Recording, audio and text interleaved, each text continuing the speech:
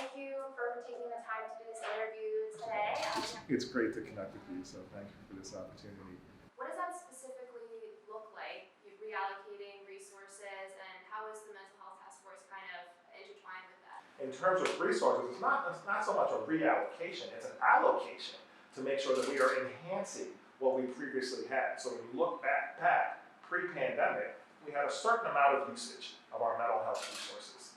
Now, that is 2, 3, 4-fold in some cases. And so naturally, we have to add resources to our budget to make sure that we can add in more counselors, more infrastructure, more training, more literature, more of everything that our population needs to be able to be served well. And so it's just not something that we expected. And we're not alone. There are other peer schools who are trying to do the same thing. So there's best practices now that we are aware of how to do that. So what it looks like for us is that every student, every staff, every faculty member who needs service actually has access to that at Temple University. And that has required us to invest in more.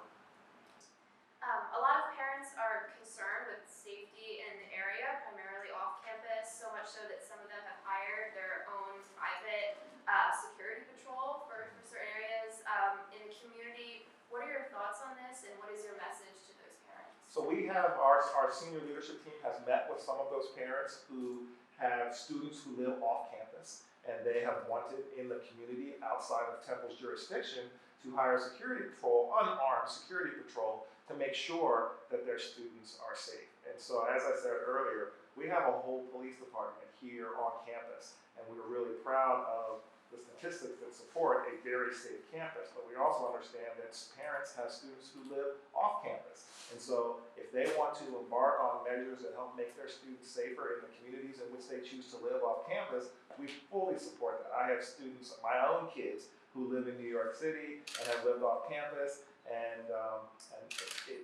I'm afraid for them when I hear about cases of violence, but I also understand that there's training, there are resources available to them, there are a whole host of things that the university in which they attend can do to make sure that they are safe. That makes me feel better, and I want to make sure that we communicate the same to the parents and students who are here. If your students live off campus, outside of our control, we will do everything we can to partner with the community, partner with other organizations and leadership to make sure that our safety ring extends outside of our campus walls. On the topic of the community, how have you engaged the North Central community during your presidency so far? What relationships have you built, and how are you using those relationships to inform community policymaking at the university level? Yeah. So I've been here for a little over 8 months.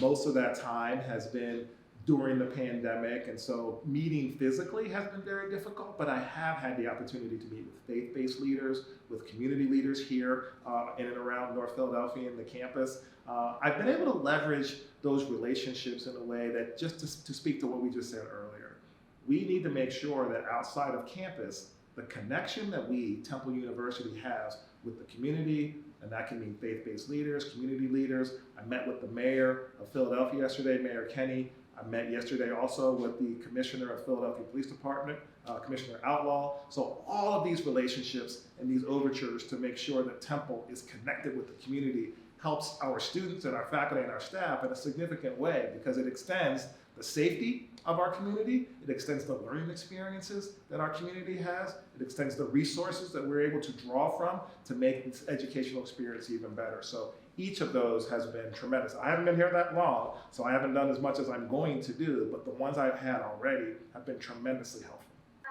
You come from an education background, but not only an education background, but a business, Yes. intertwined background as well. What vision do you have for Temple's brand, and why is this important, and what progress has been made towards that? Yeah, so the first strategy for our brand is just to message the excellence that we already have. More telling of the stories by me, by my senior leadership team, by our faculty, by our students. If we can talk more about what we've already done, that will speak volumes about the excellence that we already represent.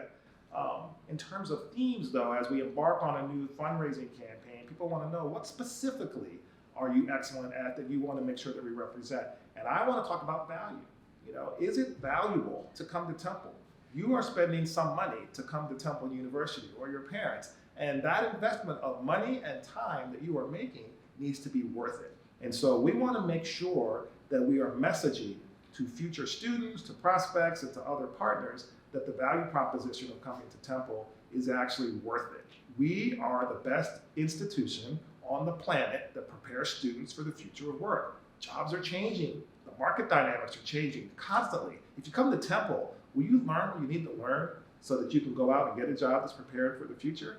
The answer is yes. So that is the key hallmark in our messaging campaign moving forward.